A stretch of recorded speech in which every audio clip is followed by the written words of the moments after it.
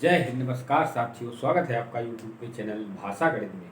तो हम लोग पढ़ रहे थे पिछली कक्षा में दो चर वाले रैखिक समीकरण। तो हमने बताया था दो चर वाले रैखिक समीकरण से संबंधित कुछ बेसिक चीज़ों का मतलब क्या था, उनसे महत्वपूर्ण आधारभूत जो तथ्य थे मैंने आपको बताए। क्यों बताए? क्योंकि उनसे संबंधित जो सवाल होंगे आप उनको बहुत ही आसानी से हल कर पाएंगे। तो चलते हैं दो चर वाले रैखिक समीकरण से संबंधित जो प्रश्न आते हैं आपकी परीक्षाओं में, उनको कैसे हल करेंगे, किस तरीके से लगाए जाते हैं, एक एक करके बताते हैं। तो एक सवाल लिखा हुआ है, तो सबसे पहले सवाल पढ़ेंगे, फिर देखेंगे कि किस तरीके से सवालों को लगाया जाता है। तो सवाल पढ़ते हैं। पहले लिखा है, संगीता एक स्टेशनरी की दुकान में गई। उसने वहाँ 9 रुपए में 2 पेंसिल व 3 रबर खरीदी। फिर आगे क्या कहता है, उसकी सहेली गीता ने भी उसी दुकान से 18 रुपए में 4 पेंसिल व 6 रबर खरीदी। इस स्थिति में बीजगणितीय तथा ग्राफी या ज्यामितीय चित्रण करो। बीजगणितीय या ग्राफी चित्रण का मतलब क्या है? बीजगणितीय का मतलब है दो चर वाले रैखिक समीकरण में इस सवाल को आपको निरूपित करना है, और ग्राफी चित्रण दो चर वाले जब रैखिक समीकरण आ जाएंगे उनसे x और y के मान निकालेंगे। फिर आपको हमने बताया था चतुर्थांश। क्या बताया था? चतुर्थांश बताया था। उसमें इस तरह से आपको चतुर्थांश बनाना है। फिर जब x और y के मान निकालेंगे आप, तो इस चतुर्थांश में आपको किस स्थिति में वो आप प्रतिच्छेदित करते हैं उनके निर्देशांक इसमें स्थापित करेंगे। यही आपसे पूछ रहा है। ग्राफी या ज्यामितीय चित्रण का मतलब है आपको चतुर्थांश में उन निर्देशांकों के रूप में x और y के मान रखने। समझ में आया? तो किस तरीके से लगाया जाता है? इस तरीके से सवाल हमेशा वही लगाए जाएंगे जो इस तरह से पूछे जाएंगे। यदि आपसे इस तरह से पूछे जाएं तो मैं आपको मेथड बताऊंगा, हर सवाल उसी तरीके से लगाना है। तो शुरू करते हैं। सबसे पहले लिखेंगे जो दिया गया है, जो दिया जाएगा उसको सबसे पहले लिखेंगे। क्या दिया गया है? रुपए दिए गए हैं, पेंसिल दिया गया है और रबर। तो यहाँ पर लिखेंगे, क्या लिखेंगे? पेंसिल। इसी तरीके से आपको बिल्कुल लिखना है जैसे कि मैं लिख रहा। पेंसिल, यहाँ पर लिखेंगे रबर, यहाँ लिखेंगे, और यहाँ लिखेंगे रुपए। समझ में आई बात? यहाँ लिखेंगे हल। हल का मतलब है कि मैं इस सवाल को हल कर रहा, लगा रहा हूँ। समझ गए? पेंसिल के सामने पेंसिल लिखेंगे, यानी कि पेंसिल कितनी है? 2। ये बात किसकी हो गई? संगीता की। यहाँ लिखेंगे संगीता। क्या करेंगे? संगीता की बात चल रही है, तो संगीता के पास 2 पेंसिल और 3 रबर। 3 रबर। फिर क्या करेंगे? कितने रुपए में? 9 रुपए में। रुपए के सामने रुपए लिख देंगे। सेम इसी तरीके से करना है। समझ में आई बात? फिर क्या करेंगे? यहाँ लिखेंगे, दूसरा कौन था? गीता। तो यहाँ लिखेंगे गीता की बात चल रही है। गीता के पास कितनी पेंसिल? 4 पेंसिल। तो पेंसिल के सामने पेंसिल लिखेंगे, रबर के सामने 6 रबर। समझ गए? कितने रुपए में लाई? कुल 18 रुपए में लाई। अब हमको बीजगणितीय फॉर्मेट में इसको बदलना है, क्योंकि यही पूछ रहा है। तो क्या करेंगे? इतना करने के बाद लिखेंगे माना। क्या माना? यहाँ लिखेंगे माना। माना एक पेंसिल का मूल्य बराबर, सेम ऐसे ही लिखना है, पेंसिल का मूल्य बराबर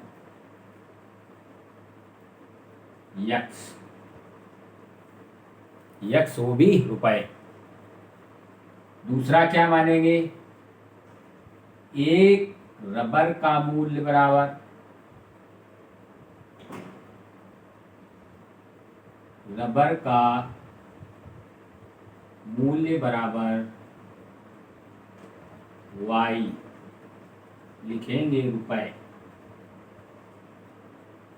जब कीमत दी है तो रुपए भी लिखना पड़ेगा। सबसे पहले क्या करेंगे, जो दिया जाएगा उसको लिखेंगे। क्या क्या दिया गया है सवाल में, पेंसिल दिया गया, रबर दिया गया और रुपए। किसकी बात की गई, संगीता की और गीता की। तो संगीता के पास 2 पेंसिल और 3 रबर, कितने रुपए में, 9 रुपए में। फिर इसके बाद गीता की बात आएगी तो पेंसिल कितनी उसके पास, 4 है, रबर कितनी, 6 है, कुल कितने रुपए में, 18 रुपए। फिर अगला स्टेप क्या आएगा, यहाँ लिखेंगे माना एक पेंसिल का मूल्य बराबर x रुपए। समझ में आई बात। फिर दूसरे को मानेंगे y, यानी कि एक रबर का मूल्य बराबर y रुपए। जो 2 अलग अलग चीजें दी जाएंगी उसमें से एक को x मानेंगे, दूसरे को y। फिर क्या करेंगे, तो 2 पेंसिल का मूल्य क्या होगा, यदि एक पेंसिल का मूल्य बराबर x रुपए है तो 2 पेंसिल का मूल्य क्या हो जाएगा, यहाँ से लिखेंगे 2x। 2 पेंसिल का मूल्य कितना हो गया, 2x, यानी 2 का गुणा है एक पेंसिल के मूल्य में कर दिया तो 2x आएगा। समझ में आई बात। फिर 3 रबर का मूल्य कितने रुपए हो जाएगा, एक रबर का मूल्य y है तो 3 रबर का हो जाएगा 3 गुणते y। बात समझ में आई।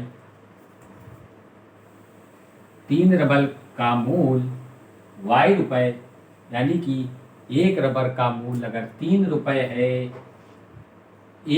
एक रबर का मूल्य यदि y रुपए है तो 3 रबर का मूल्य कितने रुपए हो जाएगा, यानी 3y हो जाएगा। बात समझ में आई। तो 3 का गुणा y में करेंगे, यानी 3y।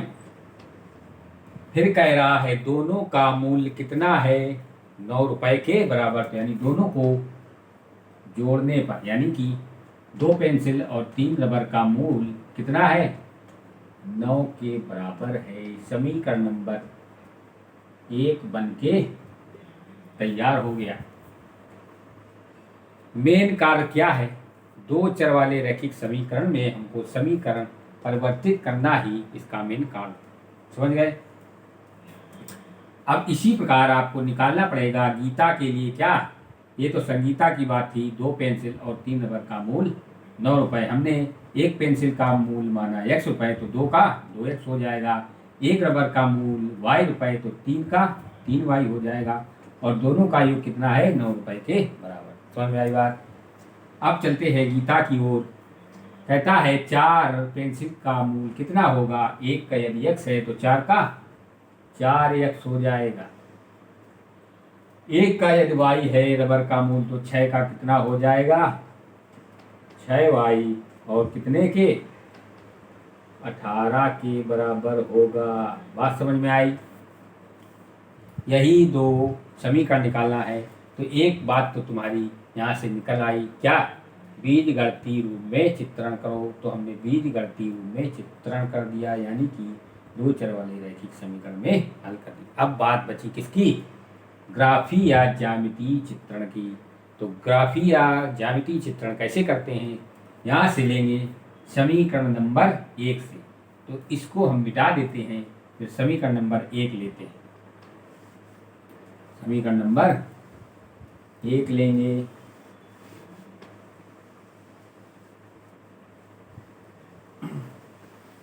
यहाँ समीकरण नंबर लिख लेते हैं क्योंकि फिर भूल जाएंगे हम। 2x + 3y बराबर 9। दूसरा है 4x + 6y बराबर 18। एक तरफ लिख लिया क्योंकि यहाँ लगाने में आसानी रहेगी। समीकरण नंबर 1 ये है और दूसरा ये। तो समीकरण नंबर 1 को हल करेंगे। कैसे हल करेंगे, यहाँ लिखेंगे समीकरण नंबर 1 से का मतलब यहाँ लिखेंगे, यहाँ लिखा है ही है, ठीक है ना, फिर से लिख लेते हैं। चलो 2x + 3y = 9। सबसे पहला काम क्या होगा, हमको x और y के मान निकालने। कैसे निकालने हैं? सबसे पहले हम क्या करते हैं, अपनी तरफ से x = 0 रखेंगे। x = 0 रखने पर आप कुछ भी रख सकते हैं, लेकिन 0 क्यों रखेंगे अभी बताता हूँ। सबसे पहले रखेंगे x = 0 रखेंगे समीकरण में, तो यहाँ पर 2 × 0 तो 0 हो जाएगा। यहाँ पर 3y = 9, तो y = 3। समझ गए बात? तो यहाँ से दो बिंदु, यानी कि एक बिंदु का निर्देशांक आया। क्या आया? जब x = 0 रखा तो y का मान 3 आया। तो निर्देशांक क्या बने? निर्देशांक क्या बोलते हैं, ग्राफीय चित्रण में यदि बिंदु दो दिए जाएं तो x और y के मान को, यहाँ पर x होता है और ये y होता है। x का मान कितना है? 0। y का मान कितना है? 3। समझ गए? इसी समीकरण में एक बार x = 0 रखेंगे, तब y का मान क्या आएगा, फिर निर्देशांक लिखेंगे x, y। निर्देशांक x, y के रूप में होते हैं हमेशा, और x का मान 0 और y का मान निकाल दिया। फिर इसके बाद क्या करते हैं, दोबारा हल करते हैं, तो अपनी तरफ से ही y = 0 रखेंगे। किसमें रखेंगे? समीकरण नंबर इसी में 1 में। समीकरण नंबर 1 में y = 0 रखने पर, जब y का मान 0 रखेंगे तो 3 × y, ये 0 हो जाएगा, ये वाला 0। 2x = 9, यानी कि 2x = यदि 9 आएगा, यहाँ देखो 2x = 9 आएगा, ये x = 9/2 हो जाएगा। तो यहाँ पर इसका मान 4.5 आएगा। समझ गए बात?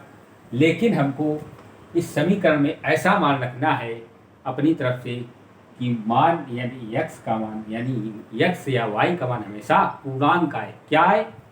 ऐसे मान हमेशा रखने हैं जो कि आपको हल करने पर उसका मान पूर्णांक दे। तो यहाँ पर हमने जब y = 0 रखा तो यहाँ पर x का मान पूर्णांक नहीं आया। पूर्णांक हमेशा क्यों बनाते हैं? क्योंकि जब यहाँ पर ग्राफीय चित्रण करेंगे चतुर्थांश में, तो वहाँ पर पूर्णांक ही होते हैं। बात समझ में आई? समझ गए? तो यहाँ पर y का मान अब 0 नहीं रखेंगे, अब क्या रखेंगे? y का मान 1 रखेंगे। तो यहाँ लिखेंगे y =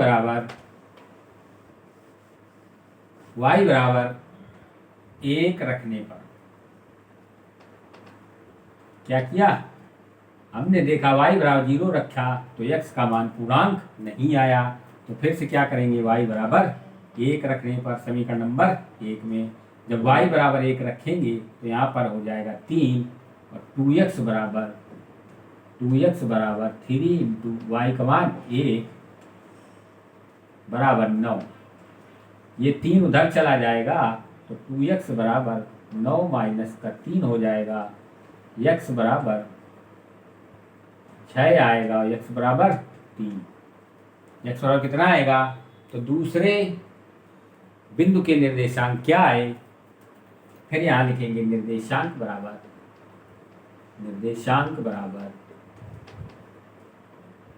x, y। कितना आया? y का मान तो 1 आया और x का मान 3 आया। समझ गए? इतनी बात समझ में आई? ये समीकरण नंबर 1 का ऑपरेशन था। अब समीकरण नंबर 2 का ऑपरेशन करेंगे, यानी कि हल करेंगे। इसी प्रकार उसको भी करना है। तो समीकरण नंबर 2 यहाँ लिखा है। फिर यहाँ पर क्या करेंगे? इसी तरह से x = सबसे पहले समीकरण को क्या करेंगे? यहाँ पर 2 का भाग जा रहा है। अगर समीकरण में किसी संख्या का भाग जाता है तो उसको भाग देके समीकरण का मान छोटा कर लिया जाता है। तो यहाँ पर 2 का भाग देंगे, तो यहाँ लिखेंगे 2 का समीकरण नंबर 2 में भाग देने पर, जब भाग दे देंगे तो 2x + 3y = 9। एक चीज़ देखी क्या, 2x+3 बराबर 9 जब भाग देने पर आया तो 2x+3y बराबर 9। यानी कि बात क्या आई समझ में, यहाँ पर भी जब x का मान 0 रखेंगे तो y बराबर 3 ही आएगा, और यहाँ पर भी y का मान यदि 1 रखेंगे तो x का मान ही 3 आएगा। बात समझ में आई नहीं आई? क्योंकि यहाँ पर दूसरा समीकरण भी 2x+3y बराबर 9 ही है, इसलिए इस समीकरण में x और y के मान निकालने की आवश्यकता ही नहीं है। क्यों नहीं है? क्योंकि ये समीकरण और ये समीकरण सेम ही दिए गए हैं। समझ गए? तो अब क्या करना है हमको, ग्राफी चित्रण। यदि ये अलग समीकरण होता तो यहाँ पर भी x का मान 0 रखते, फिर y निकालते, फिर y का मान 0 रखते, x से निकालते, यानी 2 निर्देशांक यहाँ से आते, 2 ये आते, फिर क्या करते, ग्राफी चित्रण। तो हमको ये समीकरण वही दिया गया है, इसलिए इसी से ग्राफी चित्रण करते हैं। तो यहाँ पर ग्राफ बनाएंगे, क्या करेंगे, ग्राफ बनाएंगे, बनाते हैं ग्राफ। और कहाँ तक ले जाना है हमको, हमने बताया था ग्राफ किस तरह से आपको बनाना है। इधर लिखेंगे x, क्या करेंगे x, यहाँ x डैश, इधर लिखेंगे y और यहाँ पर y डैश। समझ गए? ये x अक्ष प्लस का होता है, ये भी प्लस का होता है, और ये दोनों माइनस के होते हैं। तो कहाँ तक गया है मान, 0 से 3 यानी कि अधिकतम 3 अंकों तक गया है। यहाँ पर क्या होता है, 0 का मान 0 यानी मूल बिंदु के निर्देशांक 0, यहाँ पर मान क्या होगा 0, फिर इसके आगे चलेंगे तो 1, फिर इसके आगे चलेंगे तो 2, फिर इसके आगे चलेंगे तो 3, बराबर दूरी पर लेना। समझ गए? इसी प्रकार यहाँ पर 1, 2 और 3, समझ गए? इसका नाम भी दे देंगे, 1, 2, 3। इधर भी लिखेंगे 1, 2 और 3। ये भी प्लस का है, ये भी प्लस का है। समझ गए बात? 0 कामा 3 प्रथम चतुर्थांश में, 3 कामा 1 ये भी प्रथम में, क्योंकि दोनों ही धनात्मक हैं। तो जब धनात्मक मान होता है तो दोनों ही इसी चतुर्थांश में आएंगे। अब ग्राफी चित्रण करते हैं। सबसे पहले लिखेंगे 0, तो हमको x अक्ष में कितना चलना है, 0, तो 0 कहाँ होता है, यहाँ पर, तो यहाँ। समझ गए? फिर इसके बाद y पर कितना चलेंगे, 3, तो y पर चलेंगे 3, तो यहाँ पर ऐसे निशान लगा दो, y पर 3, यानी इस बिंदु के निर्देशांक कितने आ गए, 0, 3। किसके, इस वाले बिंदु के निर्देशांक 0, 3, क्योंकि यहाँ पर 0 था x का मान, y का मान 3, तो यहाँ पर कट लगाएंगे। समझ गए? इसके बाद 3, 1 यानी x का मान कितना, यानी x में कितना चलेंगे, 3 इकाई, 1, 2, 3, यहाँ तक चल गए, यहाँ चिन्ह लगाया। फिर क्या किया, y में 1 चले, तो यहाँ से यहाँ तक कितना है y, तो यहाँ से डॉट डॉट डॉट ऐसे ले जाएंगे, और किसके सामने रुक जाएंगे, 3 के सामने इस तरह से ये चिन्ह आएगा। समझ गए? तो इस बिंदु को क्या कहेंगे, 3, यहाँ लिखेंगे 3, 1। बात समझ में आई? 3, 1। फिर इस बिंदु को क्या करेंगे, इस बिंदु को इस बिंदु से, ये बिंदु इस प्रकार जाएगा,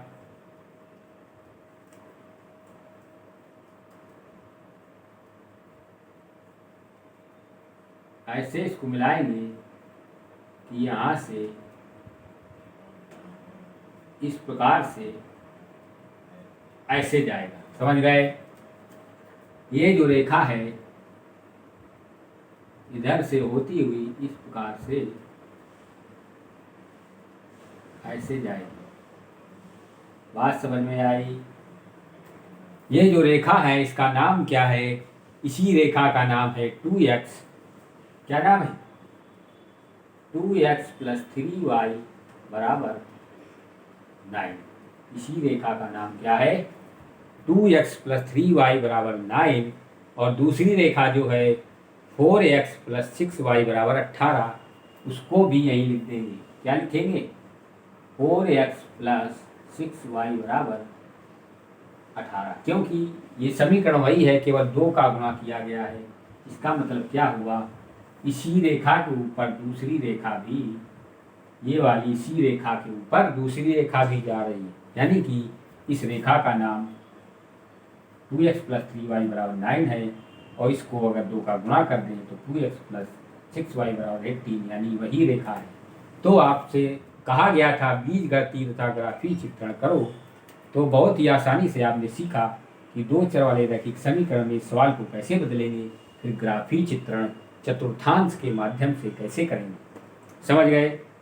मैं आशा करता हूँ कि हमारे द्वारा समझाया हुआ ये सवाल है आपको पूरी तरह से समझ में आया होगा।